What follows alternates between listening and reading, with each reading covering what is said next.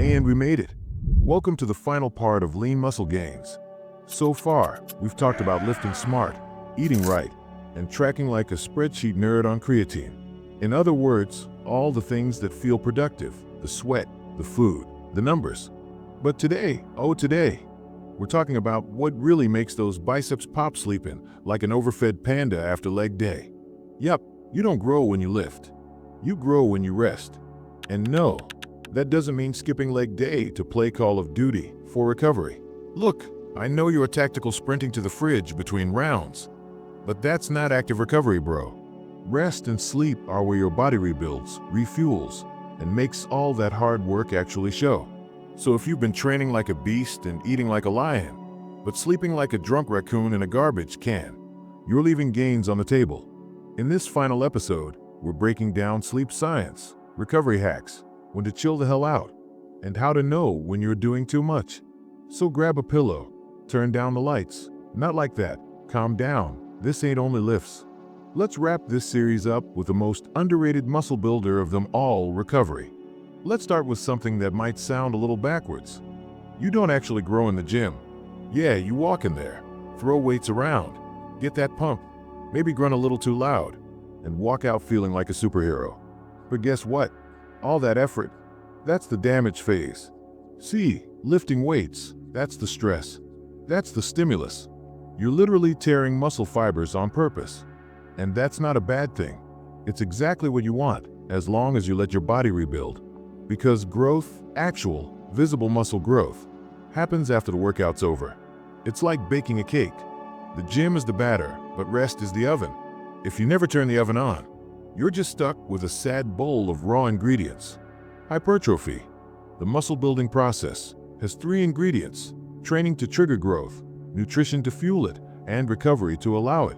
Miss one, and you're playing a rigged game. Like trying to deadlift on a slippery floor. You're working, but going nowhere. And here's where most people mess up. They obsess over the training in food, tracking macros, measuring reps, adding sets, throwing in extra workouts on rest days like it's a badge of honor. But when it's time to rest, suddenly, they turn into hyperactive squirrels. Rest day?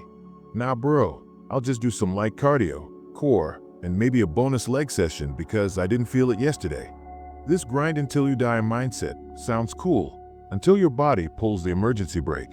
Hello, chronic soreness. Hello, stalled lifts. Hello, random fatigue that hits you mid-set like a hangover from a workout you haven't even done yet. Skipping recovery doesn't just slow your gains, it kills them. Your body needs that downtime to rebuild stronger. Without it, you're just digging a deeper hole without ever letting the ground settle. Which brings us to the king of all recovery methods.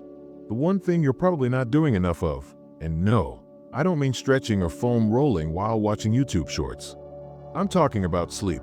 That sweet, beautiful, completely free performance enhancer that most lifters treat like an afterthought. Listen, if sleep were a supplement, it would be banned for being too effective.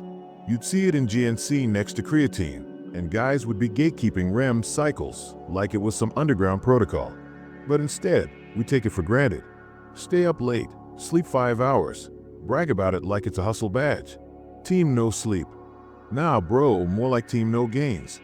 Here's what's actually happening when you sleep, especially during deep sleep stages, like stages 3 and 4. Your body starts producing a wave of growth hormone, a powerful anabolic signal that triggers muscle repair, recovery, and growth. Testosterone production also ramps up, which is critical for muscle building, fat burning, and not turning into a moody gremlin by day 3 of your program. This is when protein synthesis is cranked up. It's when your nervous system resets. It's when inflammation goes down, cortisol drops, and your muscles do the thing they were made to do, grow. Now flip that. Imagine you're cutting your sleep short, night after night. What happens? Growth hormone takes a nosedive. Testosterone drops. Cortisol, your stress hormone, shoots up. Performance starts to slide. Recovery slows down. And suddenly you're hitting a wall in the gym that no pre-workout can punch through. And it's not just physical. Your focus tanks. Motivation drops. You start getting irrationally pissed off at the gym music or your shoelaces. Been there. So when we say sleep 7 to 9 hours a night, we're not being soft. We're giving you the closest thing to legal steroids your body can naturally produce. It's the time when the engine cools, the system reboots, and the next layer of muscle gets quietly laid down, brick by brick, night by night. And the best part, you don't have to lift anything. You don't have to eat chicken breast or choke down another protein shake. You just have to go the hell to bed. But of course, just sleeping more isn't the whole story. There's more to it if you want quality sleep, not just quantity. So now that we know why sleep matters, let's talk about how to actually get it right. So now that we've convinced you to stop treating sleep like an optional side quest, let's talk about how to actually optimize it. Because it's not just about clocking 7 to 9 hours. It's about making those hours count. And it all starts with consistency. Go to bed and wake up at the same time, every single day. Yes, even weekends. I know, tragic, but your body loves rhythm. It runs on a 24-hour internal clock called the circadian rhythm. And every time you disrupt it, by binge-watching Netflix until 2 a.m., then waking up at noon, you're throwing that system into chaos. Think of it like trying to PR while jet-lagged. It's not going to happen. Want better quality sleep? Anchor your schedule. Set your sleep and wake time, and protect it like it's leg day. Because honestly, it kinda is. Next, caffeine. Look, I love coffee. I'd drink it through and for if society allowed it. But caffeine has a half-life of about 5 to 6 hours. That means if you slam an energy drink at 4 p.m., it's still pinging around your brain at 10.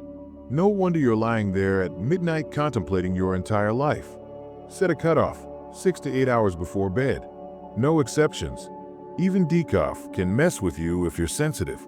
Now let's talk light, because your body's sleep-wake cycle is basically a glorified light sensor.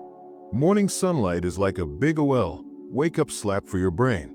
It tells your body, hey, it's go time. Try to get 10 to 15 minutes of outdoor light within an hour of waking up. No, your phone screen doesn't count. Sorry. And at night, do the opposite. Start dimming lights an hour or two before bed. The goal is to tell your brain, it's time to chill. Bright overhead lights at 11 p.m. confuse your body into thinking it's still high noon in the Amazon jungle. Screens? You already know. Blue light smacks your melatonin production in the face. So, set your devices to night mode. Use blue light filters. Or better yet, put the damn phone down and go read something. Last but not least, develop a wind-down routine. Doesn't have to be fancy. 10 minutes of stretching, a little breath work, maybe reading a few pages of a book you'll never finish. It's all about signaling your brain, we're off duty now. No, doom scrolling on TikTok doesn't count. I checked. Optimizing sleep isn't about being perfect. It's about creating the conditions where your body wants to rest and making it easier for it to do what it's built to do. And while sleep handles your nights, recovery doesn't stop when the sun comes up. Your days matter too. So let's talk about something you're probably underestimating. Taking a freaking day off. Not active recovery with 90 burpees and some light sled pushes. I mean real rest. The kind where you don't train and don't feel guilty about it. Here's the deal. If you're training hard, you need at least 1 to 2 full rest days per week. That's not weakness, that's strategy.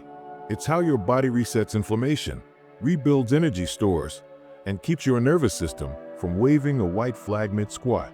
But rest isn't just about weekly days off. It's also about playing the long game. That's where deload weeks come in. Every 4 to 8 weeks, depending on how hard you're pushing, you should scale back intensity or volume. Not quit, not backslide, just ease up.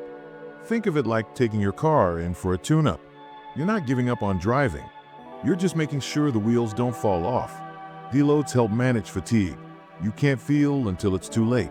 And they often lead to a rebound in strength and performance because your body finally catches its breath. Now, when it comes to recovery, there's 2 flavors, passive and active. Passive equals chill. Couch, book, nap, walk your dog, or just stare at a wall like a tired warrior. Active equals light movement that boosts blood flow without stress. Think walking, mobility work, easy cycling. Not a surprise hit workout that somehow accidentally turned into a leg day. Both have their place. But if you're doing active recovery and you're sore the next day, congrats, that was just another workout in disguise. So how do you know if you need more recovery? Here's your cheat sheet. If your performance is dropping, your sleep sucks, you're moody for no reason, you're always sore, or you dread your workouts like tax season, your body's asking for a break. And the scary part? Most people ignore those signs until something snaps, aches, or straight up quits on them. Don't wait for burnout. Build recovery in on purpose. Train hard, yes, but rest harder. Because when you stack smart sleep, proper rest, and well-timed deloads on top of training and nutrition, you don't just make progress, you make progress that lasts. Now, physical recovery? Critical. But let's not forget the part that quietly wrecks progress behind the scenes, your brain. Because you could be training smart, sleeping well, eating clean, and still feel like you're dragging a weighted vest through life. Why? Stress. Chronic stress isn't just a vibe killer, it's a muscle killer. It spikes your cortisol levels, and cortisol, that sneaky hormone, is like the ultimate gym sabotage. Elevated cortisol over time literally blocks muscle protein synthesis. It slows recovery, weakens your immune system, and kills motivation. And worst of all, you don't even need to be physically tired for it to mess with you. Mental fatigue hits just as hard. So if you're wondering why your gains feel stuck, and you're waking up more anxious than sore, it might be time to stop adding sets and start managing your headspace. The good news? Mental recovery isn't mysterious or complicated, but like your deadlift form, it only works if you actually do it. Start simple. Breath work. Deep, intentional breathing.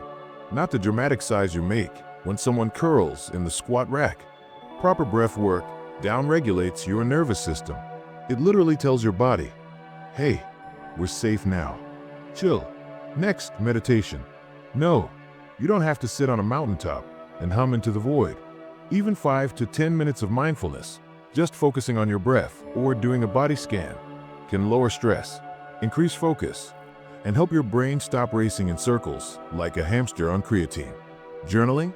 Another tool. Dump your thoughts, track your mood, or just write down whatever's cluttering your head. Get it out of your brain and onto a page. You'll be surprised how much lighter you feel. And don't underestimate social support. Talk to people. Connect. Laugh.